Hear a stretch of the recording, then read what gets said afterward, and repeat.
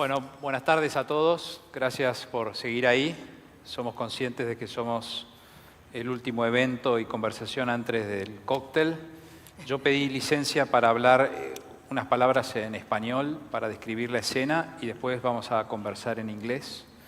Paolo Roca hoy claramente describió los desafíos y oportunidades y terminó describiendo la importancia del leveling playing field, ¿no? El campo de juego nivelado para poder competir en todo sentido, sobre todo en el ambiental, que es el tema de este panel. Y casualmente hemos tomado esa misma descripción a este panel y tiene que ver con la base de los datos. Y hemos visto en nuestras presentaciones a lo largo del día la importancia de tener datos confiables para poder desarrollar estrategias, para poder comunicar a nuestros mercados, comunicar a nuestras autoridades regulatorias, etcétera, etcétera. Así que now I'm switching, I'm sorry for that. Entonces ahora voy a hacer un cambio a inglés.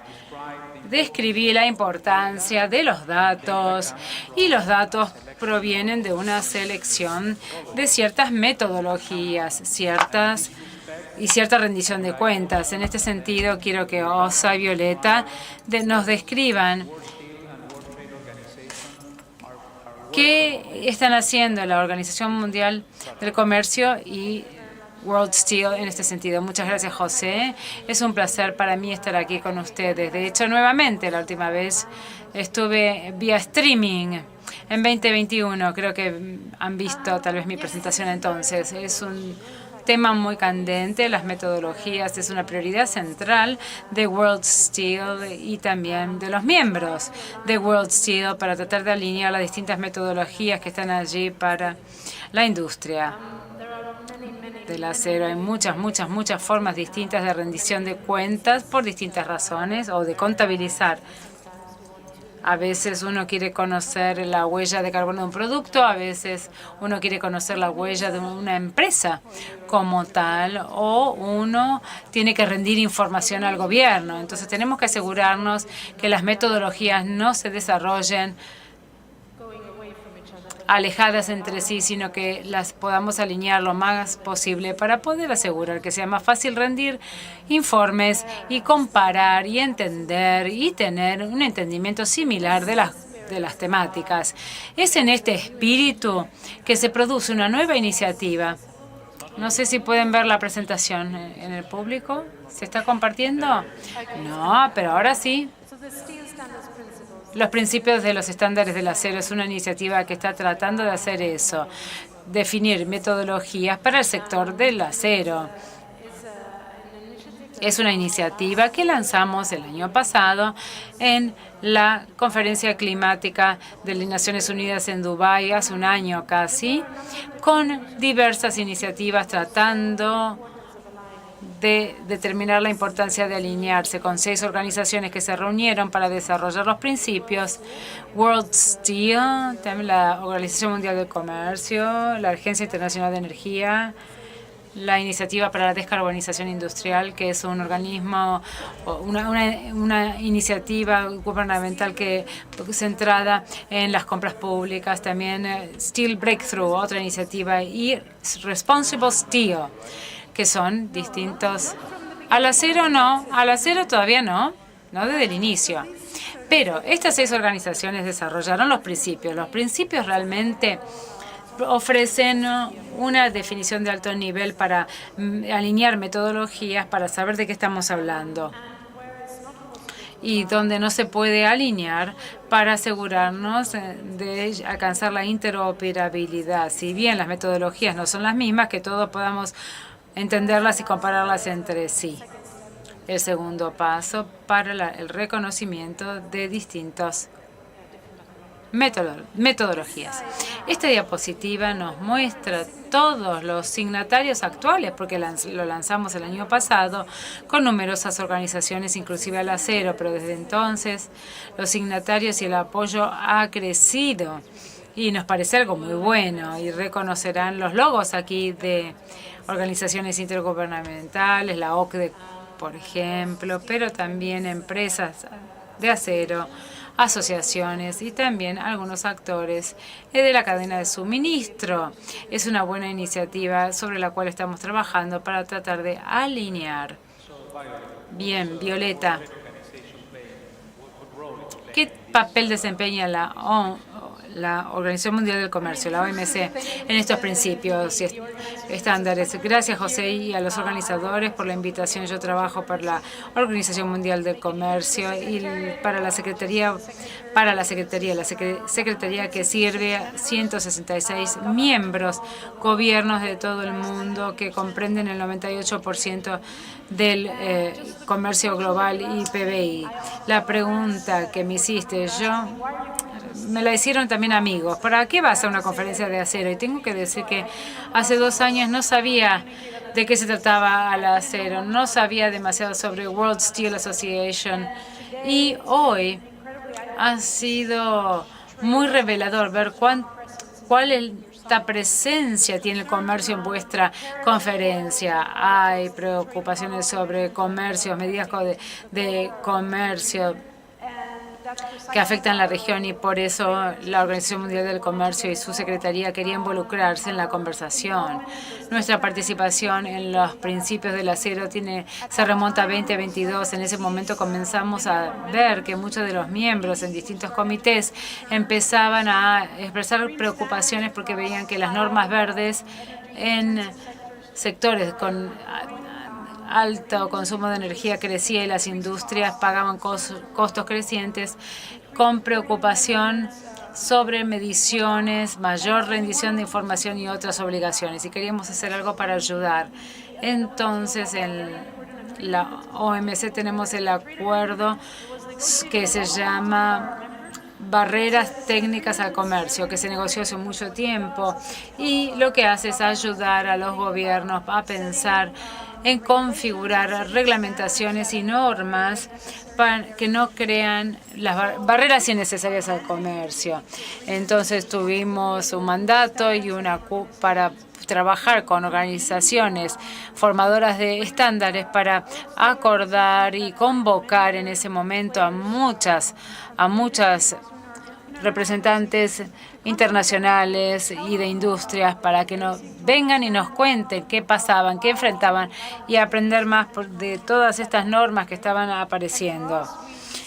Y lo hicimos en el espíritu de tratar de fomentar la colaboración para evitar fricciones en el camino. Fue un ejercicio de visión prospectiva, organizaciones que se reunieron para desarrollar el contenido y las guías detrás de los principios, con 6 elementos centrales que están tratando de alentar a los signatarios a alcanzar la interoperabilidad de normas y metodologías. Sabemos que no va a haber un solo conjunto de estándares. Nosotros no somos un organismo de estandarización, pero estamos tratando de construir esa colaboración para que por lo menos exista más interoperabilidad, para que los estándares puedan convivir y que puedan lograr cierto reconocimiento mutuo y así ayudar a los países y a las industrias.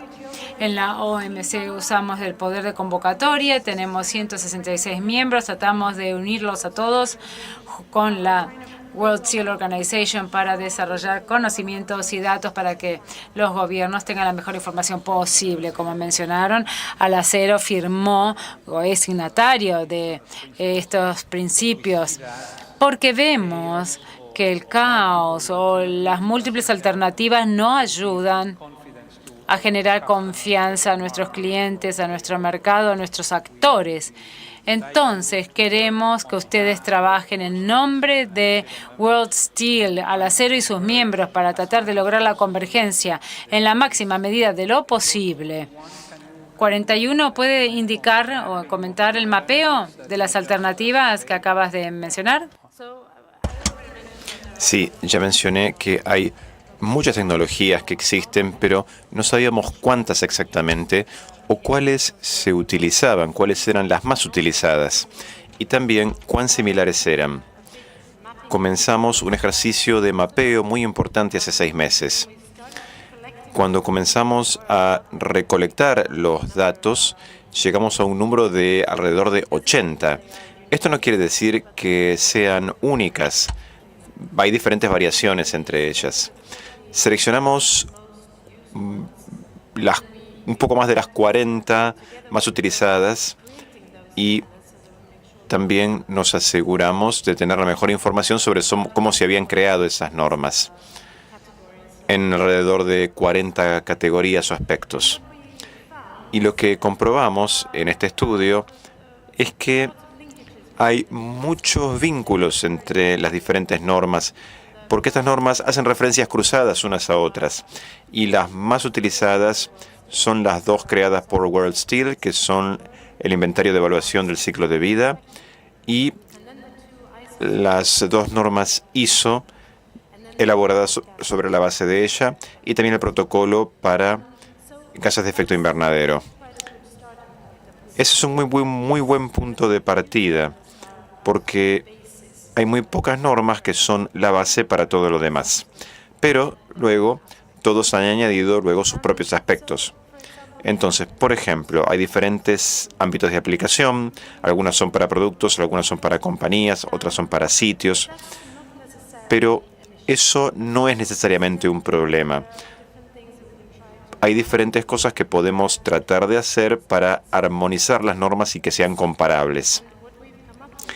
Lo que se nos ocurrió es que sería ventajoso tener un solo punto de presentación de informes. Entonces, si uno está midiendo la huella de carbono para un producto, también puede generar un informe para la huella de carbono del acero crudo. Y se puede hacer lo mismo cuando uno observa un sitio. Puede elegir las emisiones hasta el acero crudo y lo puede hacer también dentro de la compañía. Y de esa manera se pueden ver más fácilmente las diferencias. También es importante no medir únicamente el dióxido de carbono, sino también los gases de efecto invernadero como un total. John Lichtenstein habló justamente de eso. Las emisiones de alcance 3 están recibiendo cada vez más atención. Y en el acero en particular, esto quiere decir que tenemos que examinar las emisiones de la minería de carbono y del gas natural.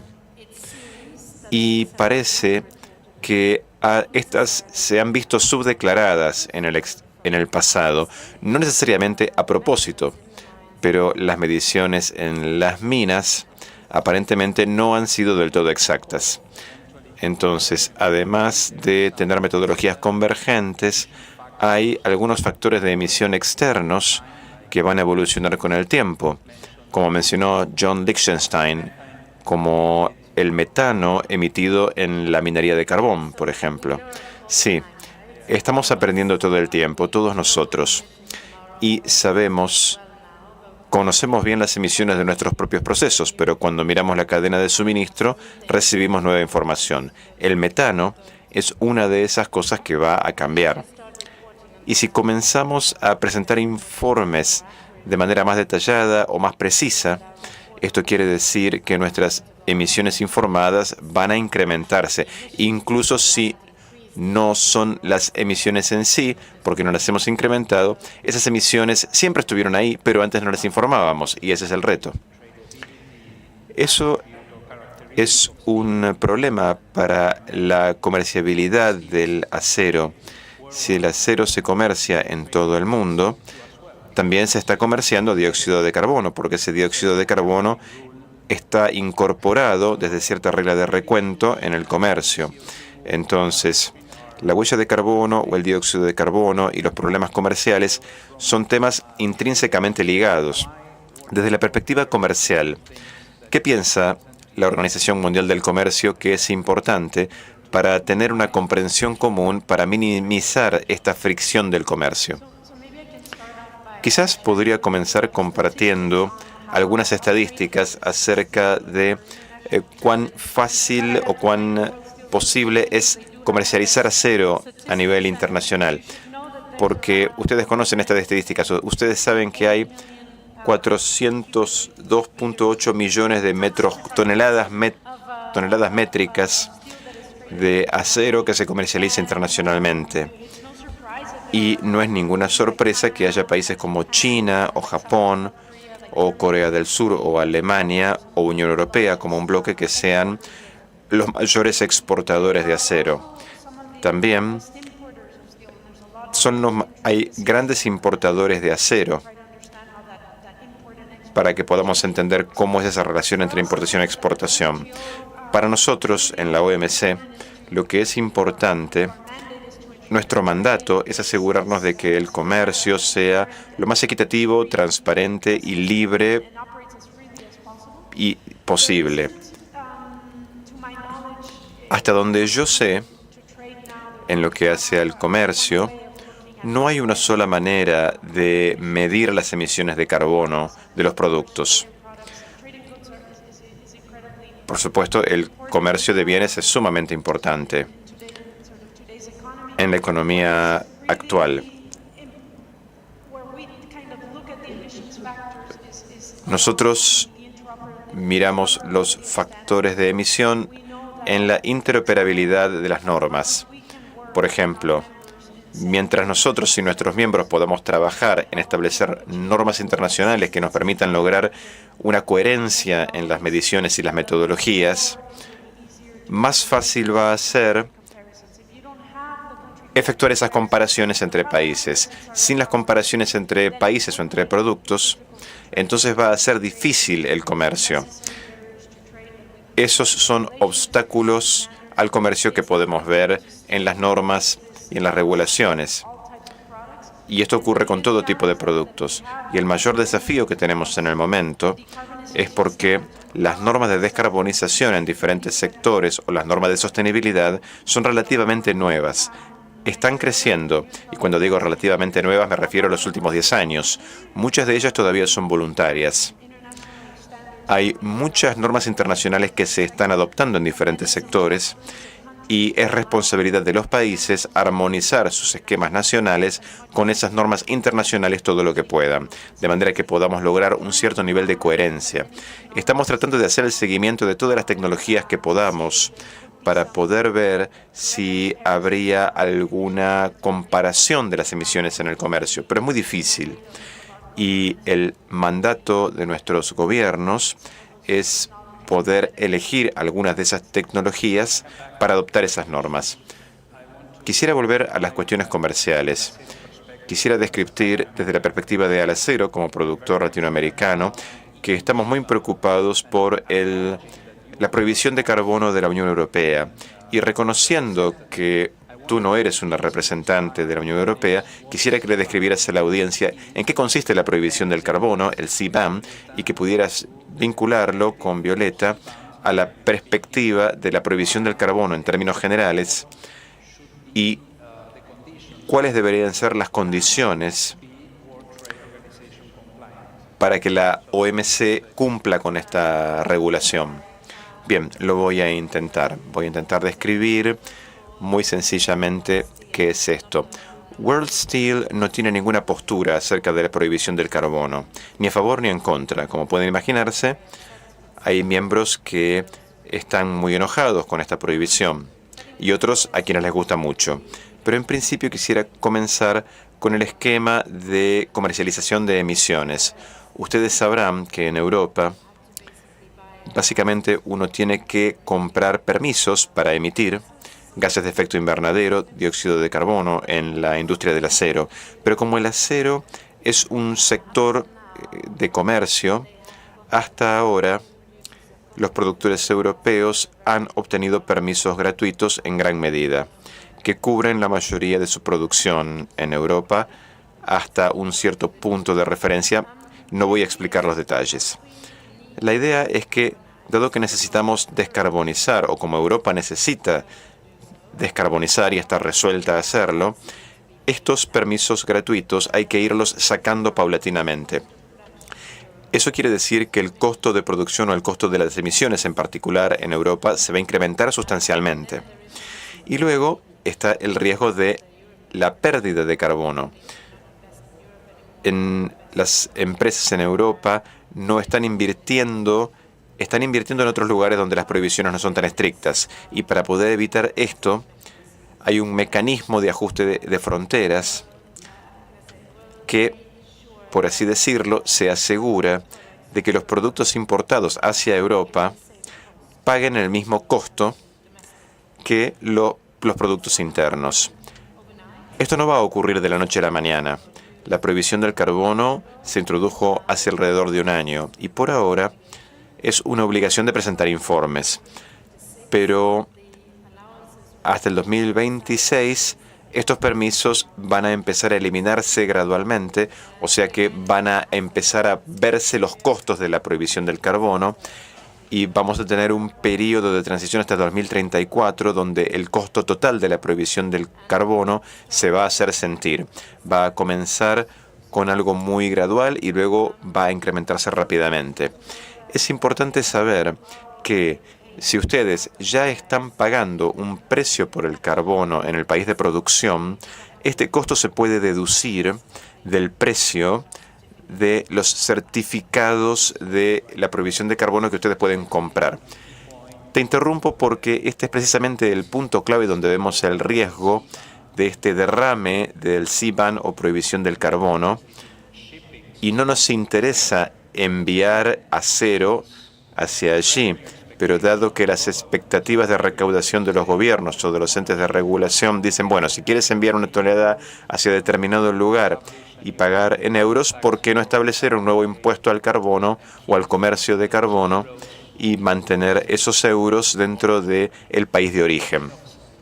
Entonces, este tipo de efecto dominó o derrame de la prohibición de carbono es una inquietud que también tenemos, además de tener un redireccionamiento del acero que no va a ingresar debido a problemas de competitividad. China, Turquía, India no van a poder ingresar a ese mercado y van a tratar de entrar a América Latina como lo están haciendo al presente. Ese es el tipo de preocupaciones que tenemos. Así que, volviendo a Violeta, en términos generales, no únicamente en términos de la Unión Europea, ¿qué piensas sobre esta estrategia de greenshoring para proteger los mercados y la producción? ¿Y cuál sería la sugerencia para los países de América Latina? Creo que esta mañana escuchamos hablar sobre onshoring, la regionalización, y entiendo cuál es la historia que ustedes tienen como región en términos geopolíticos y los desafíos que tienen. Hace unos años estábamos preocupados respecto de si íbamos a empezar a ver una tendencia creciente en las regiones para construir resiliencia en sus cadenas de suministro, regionalizándolas. Lo que creemos es que esto podría ayudar a construir resiliencia, pero también puede crear otras vulnerabilidades, puede crear desequilibrios, inequidades entre los países y, en última instancia, vamos a ver un mundo de fragmentación regional y que socavaría lo que la OMC representa y lo que son las normas de la OMC, que son para crear un campo de juego equitativo, que es el tema de la conversación de hoy. Así que, en materia de perspectiva regional, me sentí muy inspirada por algunos de los paneles anteriores y algunos de los panelistas que hablaban de las oportunidades que América Latina puede ofrecer. Puede hacer su industria más competitiva, más verde, reducir las emisiones de carbono. Creo que fue la presentación de John la que mostraba que América Latina tenía un mejor desempeño respecto de otras regiones y quizás ahora tenemos que generar un futuro más verde. Y creo que tenemos que alentar esa perspectiva. Creo que tener esa comparativa verde ventajosa sería muy valioso. Creemos en algo que denominamos reglobalización. El doctor Ngozi, nuestro director general, aboga por una economía global que abrace el comercio, pero que lo haga de una manera nueva, con una mayor integración de los países en desarrollo en las cadenas de suministro, y que también tenga en cuenta más temas de sostenibilidad. Los países en los que ustedes operan, la industria del acero en la región, son miembros de la OMC. Quiero expresar una opinión personal sobre este tema, volviendo a la prohibición del carbono, que es una de las 80 alternativas para el recuento del carbono del acero. del dióxido de carbono, quisiera decir que el alcance 2 no está incluido en el periodo final. Ahora están pidiendo la huella de carbono y las métricas de energía de América Latina o del país de origen del acero, que por lejos es más limpio que el europeo. Pero luego, en la norma final, no lo incluyen en la huella de carbono. De modo que esa ventaja competitiva que tenemos en América Latina, como mencionó Martín Berardi esta mañana, no nos sirve para cumplir e ingresar al mercado. Sigue siendo un campo que todavía no es equitativo. Sí, un breve comentario sobre eso, porque la prohibición al carbono tiene que ver con el esquema de comercialización de emisiones de la Unión Europea. Y por eso las reglas de recuento no son intuitivas para aquellos de nosotros que trabajamos en metodologías en la industria del acero, porque no es lo que nosotros llamaríamos una huella de carbono normal. Excluye ciertas cosas porque no están cubiertas o porque están tratadas como un sector separado, que es el caso de la electricidad. Entonces, es una analogía distinta y es algo difícil de aceptar. Quisiera comentar sobre tu pregunta acerca del mecanismo de ajuste de carbono transfronterizo. Sabemos que se le está dando mucha atención a la prohibición del carbono de la Unión Europea, pero realmente me parece que es importante fijarse en otras prohibiciones de carbono, otros mecanismos de ajuste transfronterizos de carbono que están surgiendo. Lo que sabemos es que el Reino Unido está por completar su propia normativa que se va a implementar en el 2027. Estamos esperando también que Canadá, posiblemente y Australia y Estados Unidos generen algunas propuestas para someter a consideración. Así que creemos que las prohibiciones de carbono se van a incrementar y ese caos del que hablabas antes, José, de tener muchas metodologías distintas y muchas normativas distintas, van a generar un costo adicional a la industria y van a hacer que el cumplimiento sea mucho más difícil y posiblemente excluyan también a los países más pequeños o en desarrollo. Estamos muy preocupados y los convocamos a utilizar el foro de la OMC para promover un mejor diálogo y colaboración para que haya cierta interoperabilidad entre esas normas de prohibición. Quisiera guardar los últimos 5 minutos para abordar otro tema espinoso, que la mayoría de las empresas del acero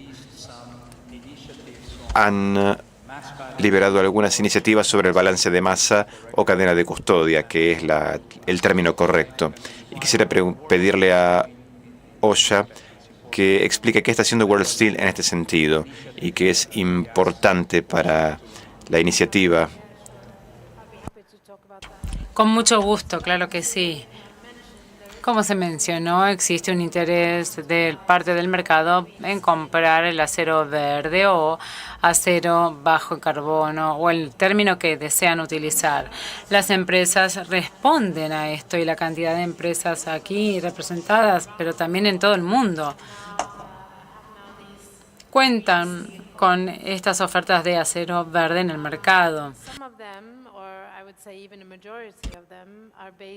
La mayoría se centran en el balance de masa o el abordaje de cadena de custodia. ¿Qué quiere decir?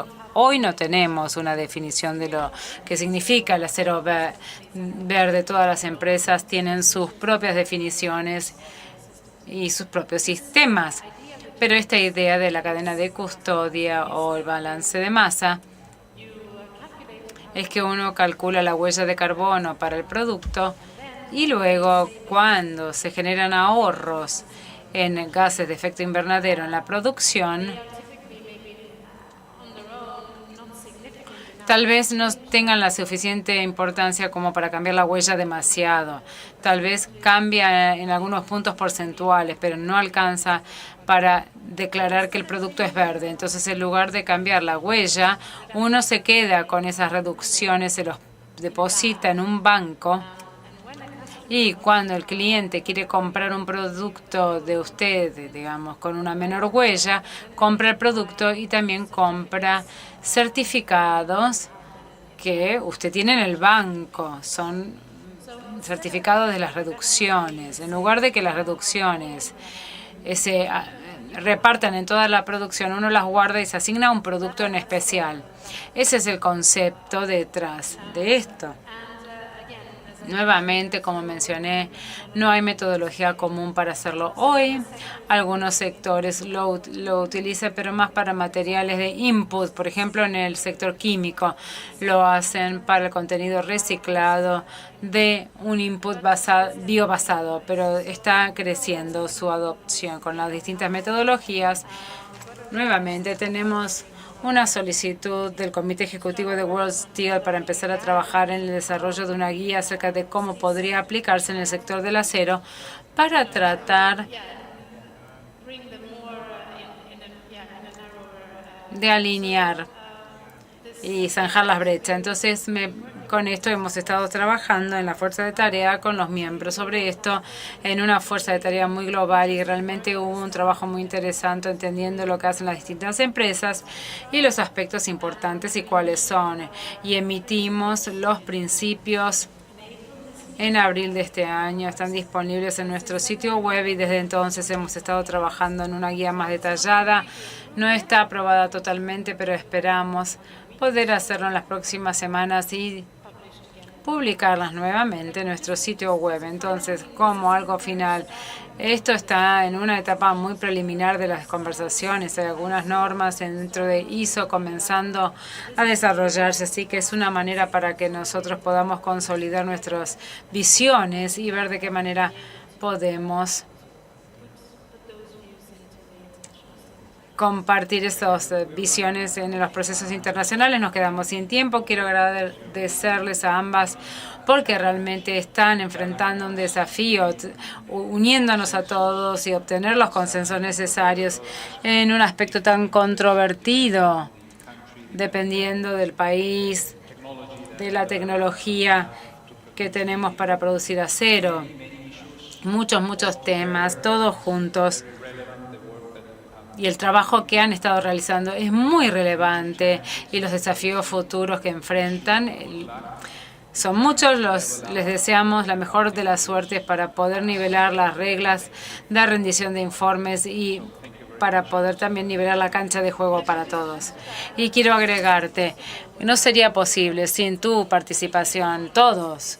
Realmente no son solamente las empresas, son los actores, la cadena de suministro, las organizaciones intergubernamentales, porque no necesitamos estar de acuerdo. También tenemos que implementar. Se mencionó 2.6. Es la participación de CO2 embebida en el acero que se produce en Latinoamérica. Realmente es casi despreciable.